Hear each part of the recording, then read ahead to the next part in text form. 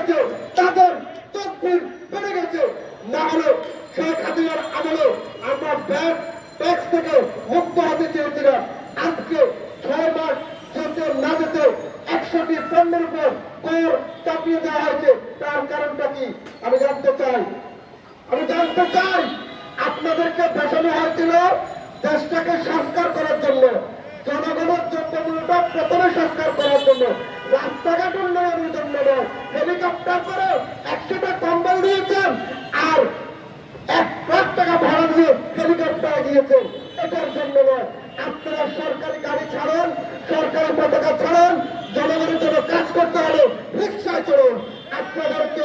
আপনাদের মতো উপদেষ্টাদের গাড়ি মানে না, যাদের রিক্সার টাকা কেনার পয়সা নাই তারা এখন হেলিকপ্টারে চলেন। কি করে চলেন? এটার জবাব শেখ হাসিনাকে যেমন দিতে হয়েছে, এটার ক্ষেত্রে শেখ হাসিনাকে যেমন দিতে হয়েছে, বর্তমান অন্তর্বর্তীকালীন সরকারের কিছু কিছু মদতদাতা শেখ হাসিনার আশ্রয়দাতা উপদেষ্টাদেরকে এটার জবাব দিতে হবে। কারণ জনগণের আবেগের জায়গাটাকে, রিক্সা শ্রমিক মেহনতি মানুষের এই আবেগের জায়গাটাকে তারা দুর্বল ভেবেছেন।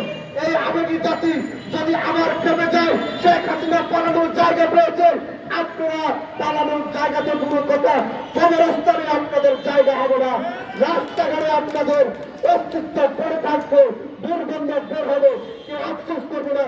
কারণ এই জাতির সাথে আপনারা প্রতারণার আশ্রয় নিচ্ছেন।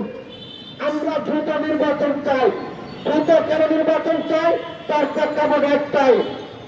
আজকে যদি আপনাদেরকে পরিষ্কার ভাষায় আমি 2-4টি কথা বলি, সেই বক্তব্যটি আমার একবার যথেষ্ট ক্লিয়ার।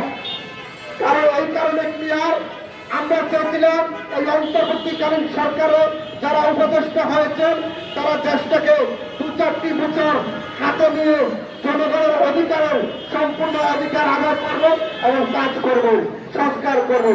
কি দেখছি? কোটার জন্য আন্দোলন করেছি, আর কোটার জন্য আন্দোলন করতে গিয়ে নিজেরাই কোটার ভিতরে পড়ে আছি, কোটা থেকে বের হতে পারিনি। তাহলে শেখ হাসিনাকে বিদায় করে আমার আপনার কি লাভ হয়েছে, যেহেতু আমরা এখনো কোটা থেকে বের হতে পারিনি। আমরা চাই বাংলাদেশে কোনো কোটা থাকবে না, বাংলাদেশে কোনো বৈষম্য থাকবে না। বাংলাদেশের মানুষ প্রথমে চায় তাদের দুমুঠো ভাত, দুমুঠো ডাল ভাত এবং দ্রব্যমূল্য নিয়ন্ত্রণ। এরপরে আপনি রাস্তা করেন, ঘাট করেন, ব্রিজ করেন, তারপরে আসবে। কিন্তু আগে জনগণের দ্রব্যমূল্যটা দিতে হবে। এই সরকার সেই দ্রব্যমূল্য দিতে ব্যর্থ হয়েছে। আমি এই সরকারকে বলতে চাই, কে কি বলছে আর কি বলছে না সেটা দেখার বিষয় নয়। আমার নাম তারেকুল ইসলাম, আমি জনতার অধিকার পার্টি প্রতিষ্ঠিত করেছি। এই স্বৈরাচারী শেখ হাসিনার বিরুদ্ধে কথা বলতে আমি দ্বিধা করিনি। আমি রাজপথে দাঁড়িয়ে ছবি তোলার লোক নয়, আমি রাজপথে হেঁটে হেঁটে মিছিল করার লোক নয়। রাজপথের থেকে অবরোধ করে রাজপথের অধিকার আদায় করার মানুষ। যদি আমি তার আরেকবার প্রতিবাদ শুরু করি, খোদার কসম খেয়ে বলছি, এই উপদেশটা আপনাদের কাউকে থাকতে হবে না। প্রয়োজনে মেহনতি মানুষকে নিয়ে রাস্তায় নামবো।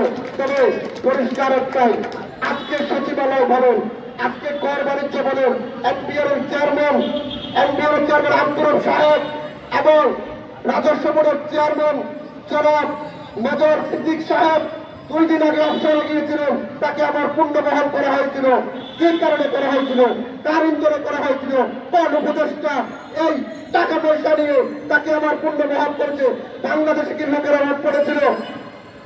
সচিবালয় এখনো আওয়ামী লীগ আমলে যারা লুটপাট করেছে, যারা জনগণের টাকা লোপাট করেছে, যারা বিদেশে প্রচার করেছে, সেই সমস্ত লোকগুলো এখনো সচিবালয় বসে আছে। কিভাবে বসে থাকে সচিবালয়? আপনি আমার কাছে জিজ্ঞাসা করুন, আপনি কি উত্তর দিবেন? উপদেষ্টারা কি উত্তর দিবে? আর উপদেষ্টাদের চারপাশে যখনই কোনো প্রোগ্রামে যায়, চারপাশে এই ত্যাগী নির্যাতিত কোনো মেহনতি মানুষ দেখা যায় না, আন্দোলনকারীদেরকে দেখা যায় না। দেখা যায় আওয়ামী লীগ আমলের আওয়ামী লীগের প্রভাবশালী ব্যবসায়ীদের, আওয়ামী লীগ আমলের আওয়ামী লীগের প্রভাবশালী লোকজনদেরকে দেখা যায়। তার কারণটা কি? তার কারণটা কি? যাদের বাবা কলম কিনে দিয়েছিল, যাদের বাবা খাতা কিনে দিয়েছিল, খাতার পাতা এখনো রয়ে গেছে, কলমের কালি এখনো শেষ হয়নি, কিন্তু তারা এখন টাকার পাহাড় বানাচ্ছে। কি করে বানাচ্ছে? তাদের প্রত্যেকটা 5 তারিখের আগে 5 তারিখের পরে ব্যাকগ্রাউন্ড সাফাই করতে হবে।